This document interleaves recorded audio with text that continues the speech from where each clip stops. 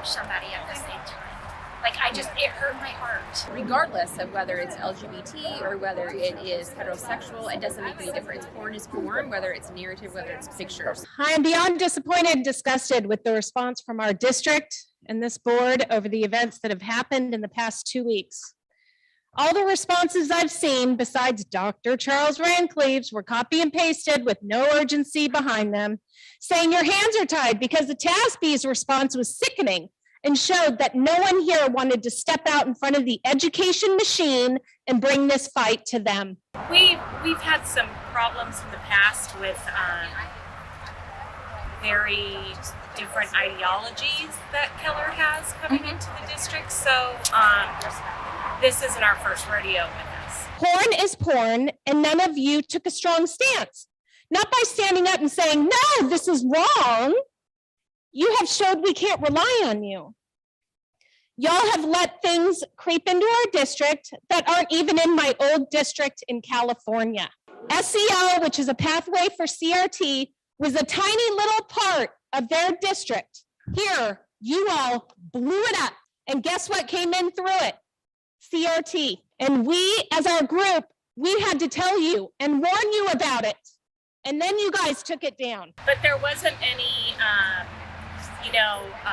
hey, we're sorry this happened. Right. There wasn't, this is unacceptable. Right. There wasn't anything like that, which is, I think, the main disappointment. When you're talking porn and kids, you should be, Right. Sticking your feet out front and being like, hey, this is Right. wrong. And yet again, we tell you, we warned you about this.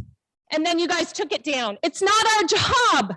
We don't need you just to be strong, but text is strong. And that's what I'm saying now. How it got brought to our attention was actually through a KISD employee. And just sent me an email and said, I was checking some stuff out. I've been seeing, like, on the national level, all of the books that are going on. And I just wanted to make sure our school's safe. I woke up to a message from a brave KISD employee stating their concerns over books that were in our KISD libraries. What I saw next were pornographic images from a book that I will never be able to unsee. Ask yourselves why this employee chose me, a parent, versus you. Maybe they instinctively already knew we would hear it's just one book in one school. When this happened, well, I shared with my friends. I put it on the KISD Informed Facebook group and was like, hey guys, this is what's going on. Then I emailed the administration and the school board. My first reaction, I wanted to vomit and punch somebody at the same time. It hurt my heart. KISD missed a huge opportunity to be a leader in what has become a national issue. We all witnessed what happened in Loudoun County. Did you think it couldn't happen here? The first email came out and it was like, it's just one book in one singular school.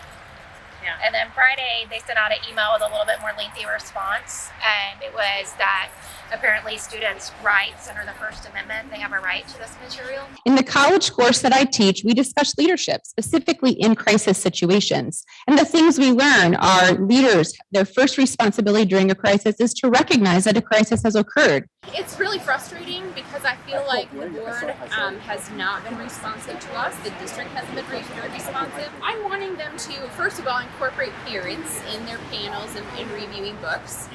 They need to have parent input, and they need to have more than just a select few parents to be involved. To KISD leadership, which is both in administration and the board, you clearly refuse to believe that a crisis has occurred. You refuse to hold a special meeting to not only hear from the community whose taxes fund this district, but also to publicly address the crisis. For me, it is all about not wanting to expose kids to sexual content too early.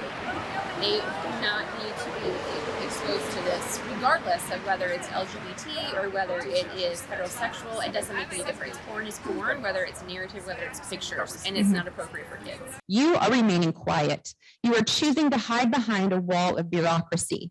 Our district needs leadership who will boldly stand on principles. Leaders who identify all sexually explicit books as inappropriate for minors. So choose to lead, follow, or get out of the way.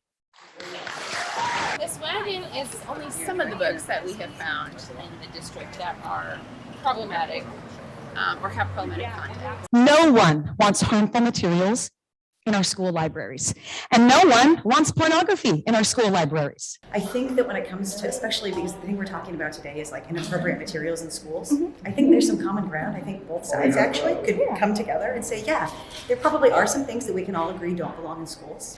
There is simply not a coordinated effort by librarians and educators to groom and indoctrinate our children.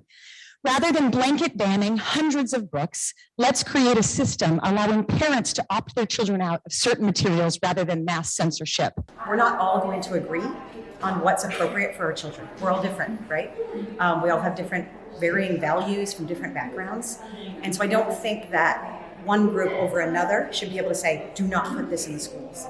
I love the idea of an option where parents can opt their children out of maybe materials that are labeled as whatever they want to be. I think it's a great compromise. And please, let's stop vilifying our educators and librarians.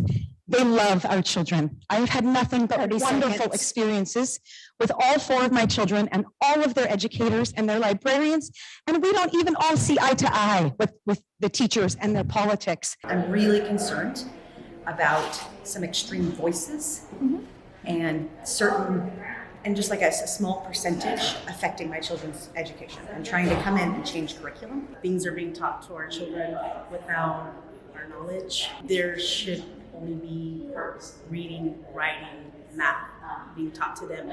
Anything having to do with critical race theory, about how you feel about other people, things like that should be up to the parent. I'm upset that we're starting to be looked at like terrorists because we're saying things about our children. When my child comes home and tells me that cops are purposely killing Blacks and Hispanics as I'm Hispanic, she's 11 years old. And so that's being taught. We didn't have this issue a couple years ago.